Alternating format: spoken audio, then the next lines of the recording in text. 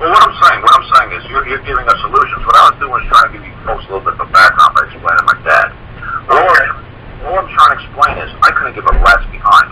If there's a piece of paper, I couldn't give a rat's behind about a note. I couldn't give a rat's behind if there's a contract in writing, signed, and verified, and certified, and validated. All I'm trying to say, I'm trying to establish the ground rules here. Because what's going on is you're giving us a solution to do something. What I'm doing is I'm making this blanket. I don't care if it's for traffic.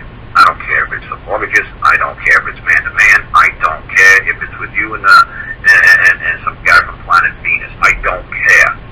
So like I said, instead of just being specific in how to do one, I'm just basically trying to tell you folks, I'm establishing the ground rules here.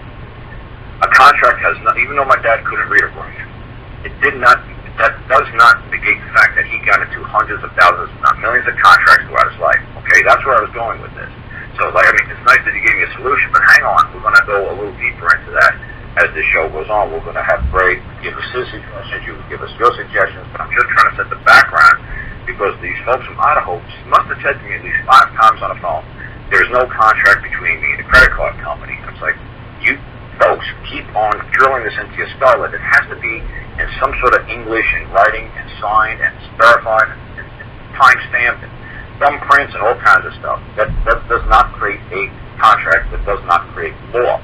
Law's been around for thousands of years. Like I said, up until my generation, the men in my family couldn't read or write. So you trying to tell me that no law existed prior to my generation being alive? That's ridiculous. So this is what I'm trying to do. I'm just trying to establish the background that you folks have to, like I said to the Idaho folks, I have to come it out of your heads.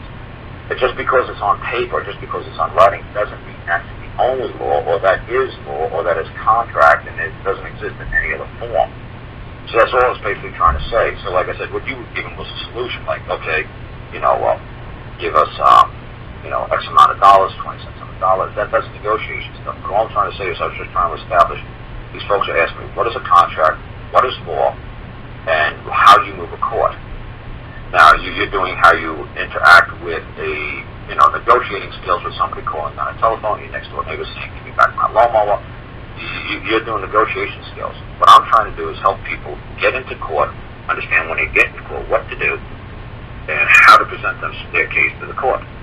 So like I said, what you're doing is basically trying to settle a matter on a private side. So what I'm trying to do right now is these folks are really up against the wall because they were summons to appear. So since they're summons to appear, I'm going to ask them, what summons, all the summons means is that they were something or somebody was granted power over their person, their property, or their being to drag it into a building and have you stand before, like your judges, whether it's a jury or a guy in a black robe. That's all the summons is. It grants somebody power to physically touch you. Without that consent, you can say what you're doing is unlawfully illegal. You don't have the power to grab me.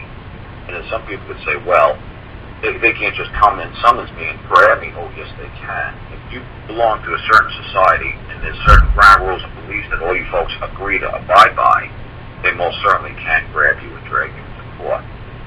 The problem is when they try to come into your domestic authority, they try to breach your threshold and physically drag you out of your house. Now, if they do that, that's fine. But what you can also demand upon that, coming into your crossing your threshold, is a bond. That if this is a false claim that's being presented to the court, and this summons is a false summons, and you're just wasting my time because this is the 10th time you summons me to appear this week, and it's costing me a freaking fortune to keep dragging my body into a building and arguing around with me. I want a bond, and I'm going to demand the bond fee X amount of dollars for wasting my time. It's for being summoned to appear all the time. I'll appear gladly every day of the week, 10 times a day. You better have a bond. And that bond better be at least like $1,000 bond. Because if you waste my time, and you made a false claim, I'm going to collect $1,000 every time that you bring me into that court, every time you bring me into some building, and you file the false claim against me. I'm going to keep the bond. So I'm going to hold on to the bond until you prove your claim. So that's all I'm trying to say is with the summoning stuff, it's not bad to be summoned. It's wonderful. But when you're summoned, you tell them put up a bond. See, in the two-dimensional legalese world, they don't really demand bonds from each other. The lawyers don't demand bonds from one another. They just say, you know what, we'll do on your on your good word and on your good name that you're an attorney and you're a member of the bar society, carrying a card bearer, and you will settle all debts with the court by 5 p.m. So see, all the attorneys have to bear the burden for their clients. The clients don't have the money, it's going to have to come out of some sort of an account or some sort of bond that the attorneys have. But this stuff, folks really don't need to know the inner workings of how the bar association works. It's really not your business. But what I'm trying to say is, if you being summoned, you can demand from the other side, from the court clerk, is there a bond on file? Because this is going to take time away from my school or my job or my family, or, this is taking, I have to prepare, like me, when I was summoned to appear to the U.S. Marshals back in January, I told them, I said, it's going to take me about 2 days to close this farm down, lock it up, and get ready to do something. I can't just disappear for a couple hours and when I come home, everything's going to be okay. I said, there's a certain schedule I follow every day. So, like I said, they could have summoned me to appear, and I could have demanded a bond for wasting my time and energy and effort to go down here and talk to them. They said, we'll come up here and talk to you. I said, no, that's okay. Believe me, I'd rather go down to you. I don't want you coming up here on man.